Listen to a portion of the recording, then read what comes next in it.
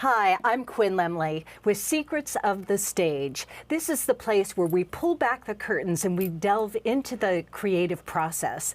And today I am so excited because I have Brad Balfour, who is a theatrical arts journalist, and we've actually known each other for a while. Well, welcome. now, I can't believe it. It's like we're like kindred spirits. Well, not only that, but we were missing connecting to the show, so I finally got to see the show. I know. Which was really exciting. And being a big fan of Gilda, I was so happy to see this interpretation of Rita Hayworth. Well, thank you. But you know, you see black and white movies and you don't realize she's really red-haired. Red hair, all because of that little dye, that hair dye. Well, was she dyed or was she really redhead? No, she dyed her hair. She died. For blood and sand. For Those blood and sand. illusions have been destroyed again. Oh, well, you know, she was playing up the Irish side, and then, you know, she had the darker hair when she was Margarita Cancino. Oh, that's right. She has Latino roots. Yes, Latina and Irish. So Irish, speaking of Irish, as you probably know, because we published an article about you in the Irish Examiner USA, where I'm the arts editor. Yes. But the good thing about working for Irish Examiner USA is it's targeted to the Irish community in the United States, well, worldwide. And it doesn't mean they only listen to Irish music or go see Irish actors. So I can cover almost anything there. Well, you're going to cover the Irish show that's coming to Broadway. Well, not only that, but I'm also going to cover APAP, which is every kind of music. Yes. Every kind of theater.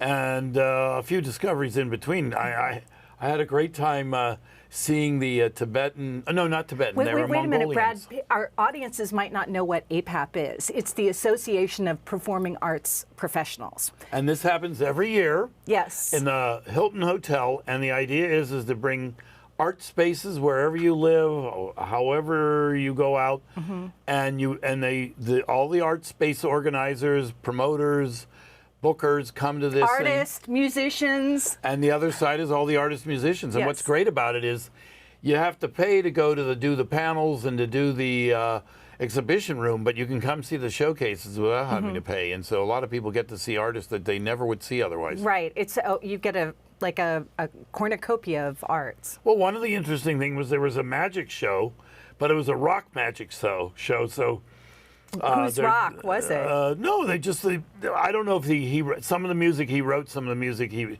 used. I can't remember the exact name, but it was really fascinating. And she jumps, his assistant or whatever jumps up, and he's playing. There's this heavy rock music, and then she disappears into the box, and it's pretty amazing. And she disappears.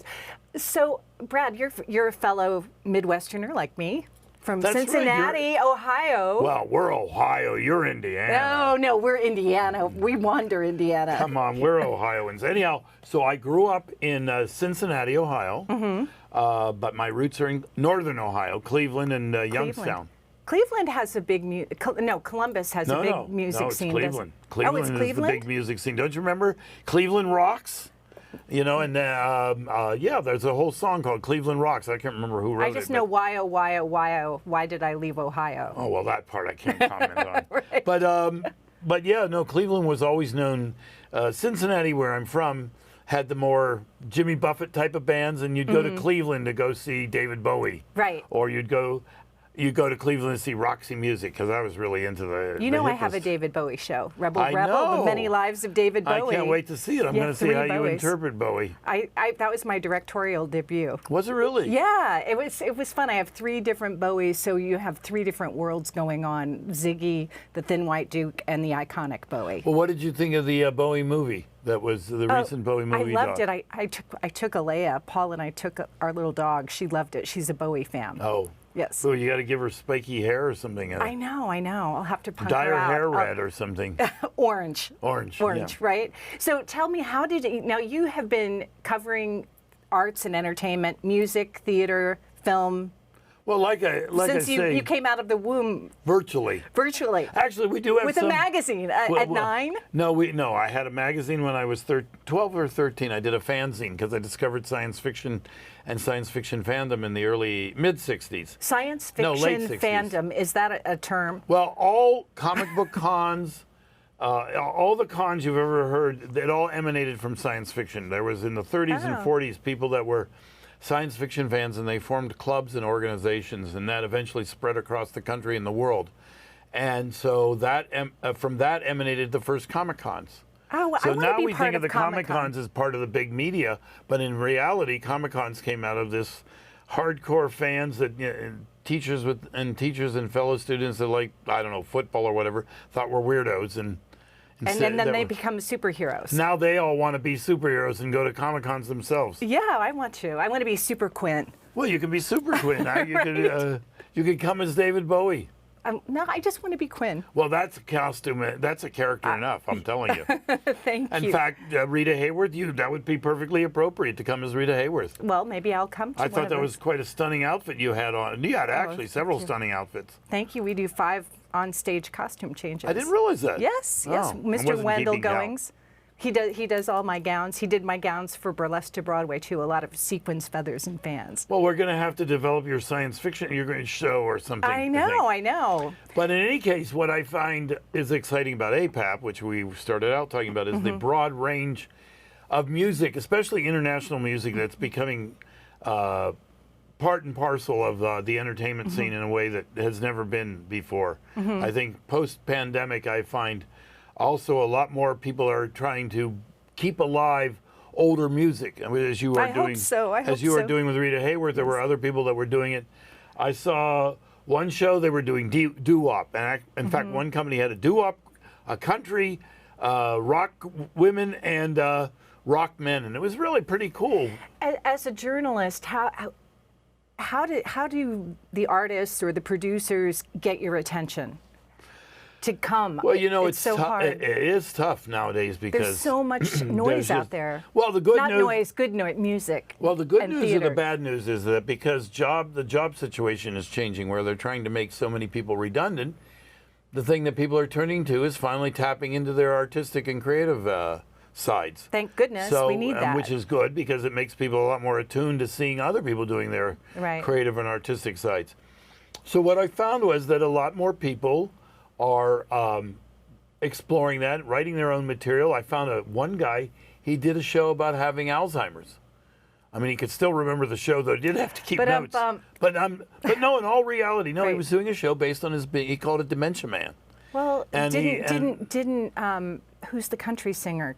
Glenn Campbell. Glenn Campbell. He died. He did a whole documentary of that's the right. last There was a tour yeah. of his life. But Rita Hayworth was the first. And that's right. That it perfectly dovetails into Rita Hayworth drew a lot of attention because she had a lot of problems at the latter part of her life. Actually, it started pretty young. She was in her 40s. When Wow. it started coming on. Yeah, people don't realize that because they have certain movies they remember of her and they don't know the whole history. She, died in the 60s? Died in the 70s? No, 87, I think. 87, oh. Yeah, I think it was 87. There was a lot of interesting theater. There was one woman that did she was hilarious. She did a show about sex after 60. Oh, and she had what did she say? Well, she didn't get into that. She didn't get into details, but she had some hilarious songs where she rewrote a traditional Billy Joel song, but she added in lyrics about eating kishka and gefilte fish and all. Oh no! She was Jewish, or she is Jewish. Yes. And I'm Jewish too, and I like kishka and gefilte fish. So well, I she know made you. me hungry. I know you like Greek food too. Well, I like Greek food, but I'll take Italian, Polish, anything. So tell you me, can ply me with food. So tell me, like when there are only so many hours in a day and so many days in a week. How do you choose if you're going to cover a film or if you're going to cover a theater piece or a rock band? It is music? tough. What's your process? Well, because one of my sites, Irish Examiner USA, I work for 4 sites. Okay, and I work for 4 different sites: Pop Entertainment, Times Square Chronicles, Irish Examiner USA, and Film Festival Traveler. Great. And each one has a different audience with a different slant. So Irish Examiner USA, although it doesn't have to be an Irish thing, it doesn't hurt when I find something with an Irish slant. For Pop Entertainment, tends to be more of a celebrity or a personality that people are somewhat aware of and merits an interview. For Times Square Chronicles, it tends to be a little bit more local, so I can cover a cabaret show. Susanna covered me. I know, and I write for Susanna. Yes. And Film Festival Traveler is a little bit more because it's festivals often tend to be indie. I can cover a lot of indie films, and I do a lot of preview stories about festivals because festivals, that's another thing that's exploded. Actually, it was big before the pandemic, but it's exploded now because everybody has to find a place to exist within. There's like a festival for everything. There's a Puerto Rican festival. There's a Bosnian Herzegovina festival. There's a Polish festival. So if you were going to tell an artist where to sell their goods, where would you tell them to go? Well, I used to do a workshop on that very thing where I told people about how they discovered who they were by thinking about it as figure out all your different personalities. You have an Irish side if you're of Irish background. You have a female side if you're a woman, or you have, or gay, and then you find the communities you belong to and you target each of these audiences to know about what you're doing. We were talking earlier and at APAP a little bit about social media, and you've really honed in on how to find your niches and to find your communities. Well, here's the tough part of it. Tell us the great thing secret. about social media is that you can find a lot of things. The bad thing about social media is you can find a lot of things. So it's like there's just so much there, you know. So obviously, one of the things that bothers me about that with regard to pop music is now you have to look good. You have to look right. You have to be either a very attractive boy or girl, or you have to have something that makes you distinct. And the good thing about rock and roll was there was once a time where all you had to do was get on stage and play well.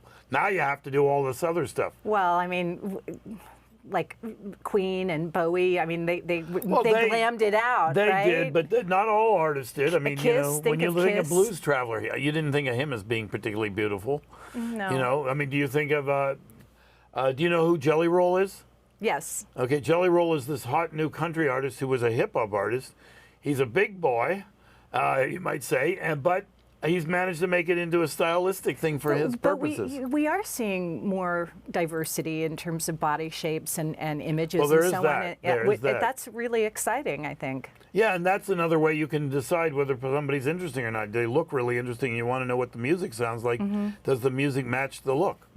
Lady Gaga did a good job with that, I think. Well, she did. At first, I thought it was a little bit too camp and a little bit too overdone, but then, as you But she found, has the chops to back it up. well, not only had the chops, but she had the diversity. So she was able to move into the music she made with Tony Bennett, which worked brilliantly. I saw her in Vegas with a I'd like to see her 36-piece eighth row center. It was I would've liked to have amazing, seen and that. the costumes were great. I was like, you know how you Well, admire and then people like that. And the film work she's done adds to it. Yes, definitely. What do you prefer? Rock and roll, music, film? What's your theater? Well, you know, the tough thing is, what do I prefer? It's hard to say, but I've always thought of myself as a bit of a subversive, counterculture, outlier, extremist. What does that mean? So what does that mean? One time Bowie was that, and then Bowie became very popular, but I still think Bowie reflects that.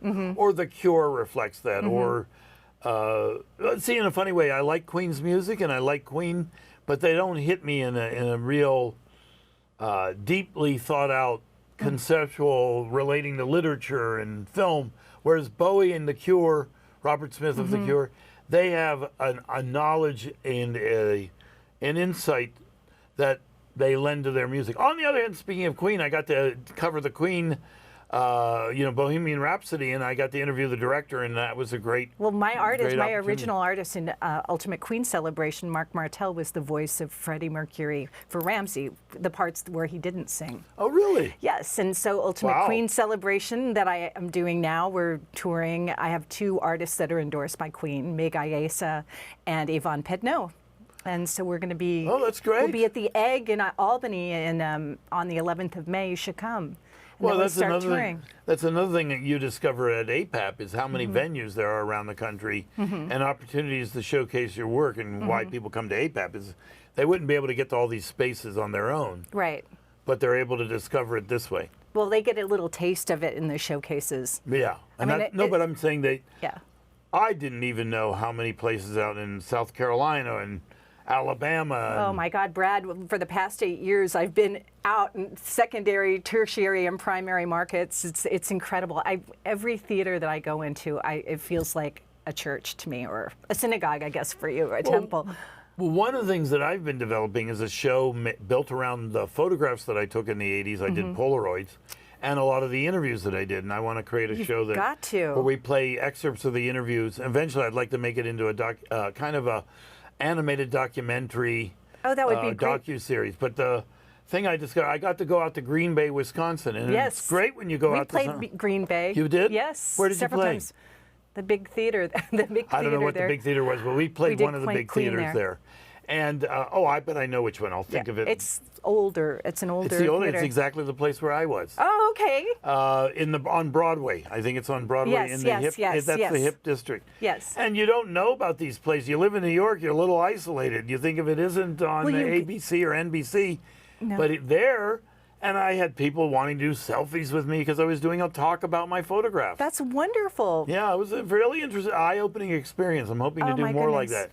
And so, And I made nice friends in Green Bay. well, they're wonderful in Green Bay. I played the casino there too, and they happened to the next day they had a game, and they were all in these Oh yeah, outfits. they had the Green Bay game while I was there. Oh my God, I'd never seen anything like that. I was like, oh, these people are more dressed up than I am. I was doing burlesque Are those to Broadway the ones there. that are cheeseheads?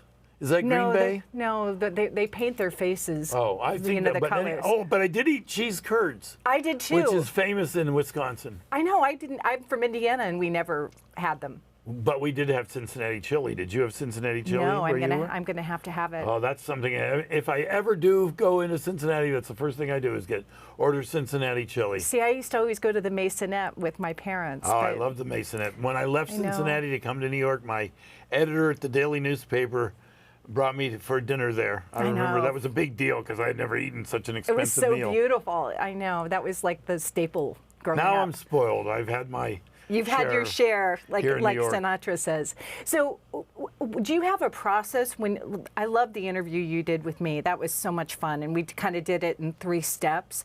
Do you have a Well, one of the formula things that you I follow wanna when know you're what- writing? Yeah, one of the things I want to know is what led you to do this. I mean, Mm-hmm. not everybody wakes up one day and says, I'm going to play with Rita Hayworth, or I'm going to try to be David Bowie. Mm-hmm. And so I'm always curious to know what was the moment of revelation that you knew this was the right thing to do.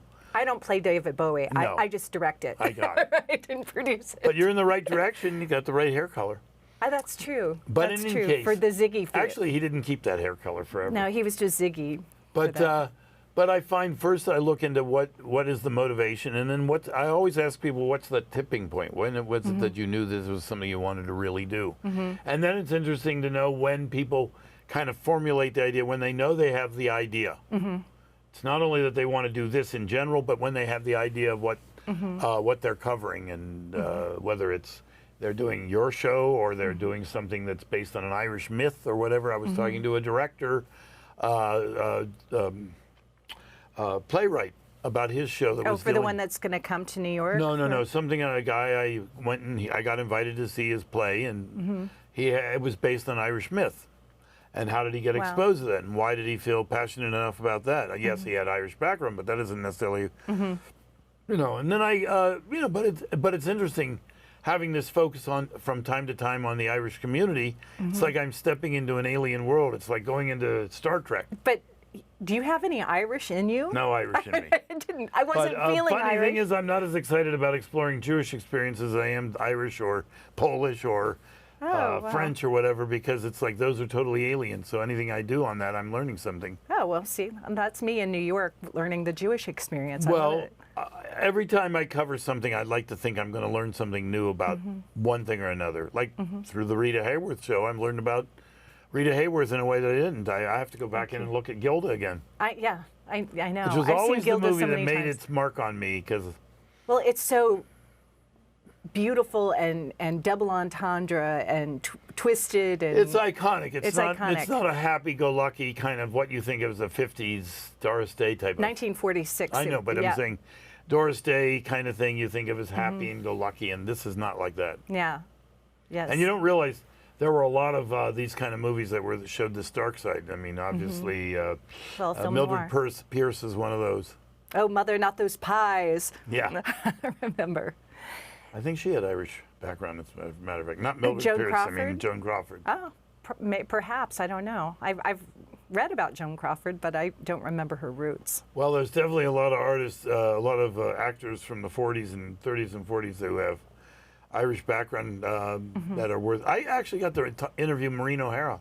Oh, really? What was she like? Well, she was older, so I only talked to her for a short while. But she had good, interesting things to say.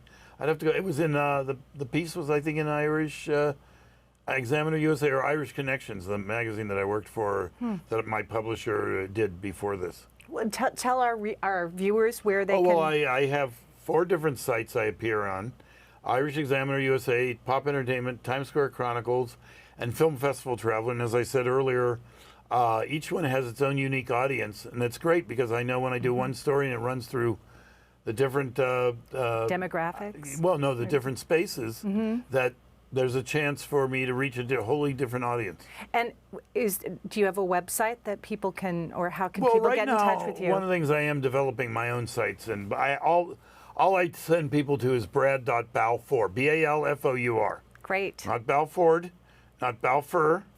Balfour. Balfour, which is a good name. Actually, it's not Jewish. It's an actual Scottish Tory. I think it was the foreign minister of England around the turn of the century. But it's associated with Israel because the Balfour Declaration led to the establishment of the State of Israel. Oh, wow. And there's a very famous street in Tel Aviv called Rehof Balfour, so which I did go on when I went to well, when I go Israel. to Tel Aviv, I will hopefully remember. I will take a Balfour picture. Street, Balfour Street, but I have Russian background, which of course, the story of Fiddler on the Roof is basically like my family story. Oh, really? Yeah, we had to come over. The Cossacks drove us out of Russia in 1917. Wow. So someday we'll have our Fiddler on the Roof. Andrew Wheeler, who you met, my musical director, he was the conductor for the Yiddish version off Broadway. Oh, of Fiddler. I didn't see the Yiddish version. That was such a beautiful But I saw production. the new version with, I'll think of its name in a moment, but the more recent version. Actually, I saw the old version that was a touring company back when I was a kid. This is the more recent one. I know the one, the Yiddish one. I think Joel Grey directed it. Joel Grey directed it, correct, yes. And I've always was a fan of Joel Grey, Cabaret. Wonderful. One of the first Broadway-based shows. But of course, I was interested because of the Jewish thing that was. Give me 3 of your favorite interviews, besides me. No. Of course. Right. Of course, 3 of my favorite interviews. I've been asked that before, and I sometimes, well, no, that wasn't. I have to think about it. There's one-on-ones versus versus like round tables versus press conferences, and I'm trying to think of the one-on-one. Oh, okay. I won't say it was the favorite, but it was definitely a memorable experience. I did a round table with Meryl Streep and Lily Tomlin doing. I'll think of Robert Altman directed, and Meryl Streep. And during the interview, some gesture or something. She put her head on my shoulder. Oh. I got Meryl Streep's head on my shoulder. Oh. That was a memorable moment. I'm sure it was memorable I know for another her too. memorable one. Speaking of red hair, was we were supposed to talk to Jessica Chastain for about 20 minutes. And ended up, I don't know if they forgot us, but we ended up talking to her for almost an hour. And by the end of the interview, she hugged everybody that was in our round table. So we all got our own hugs from Jessica Chastain. Oh, how wonderful. And I ran into Mark Ruffalo recently, who, by the way, is fantastic in the movie Poor Things. And that's your favorite film so far that you've seen? No, but it's one of my favorites. Them. No, I really like also Killers of the Flower Moon, and I think Oppenheimer is fabulous. I definitely don't. I haven't seen Oppenheimer yet. I would have no yet. problem with Oppenheimer winning Best Director and Best Picture, but I think Killers of the Flower Moon is in the running, and Poor Things is definitely this year's Everybody, Everything, Everywhere, Elsewhere, Wherever quirky movie that has. Would you wonder what kind of a mind the director has?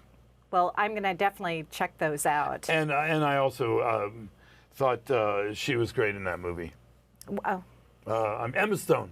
Oh, right. We talked about that the other day. But getting back to favorite interviews, no.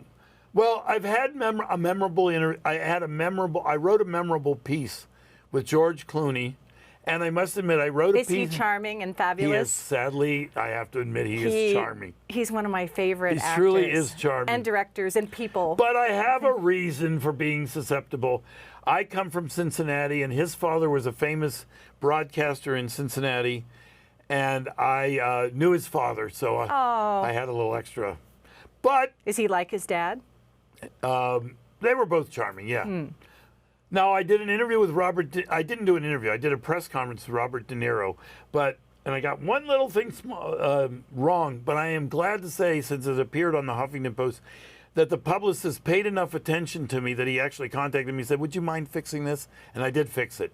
But the very fact that Robert De Niro's publicist paid enough attention to my article was something I appreciated. Oh, that's great. That's great. But not all of my interviews were film people. So I would say I loved my interview I did with The Cure with Robert Smith. That must have been incredible. That was a great experience.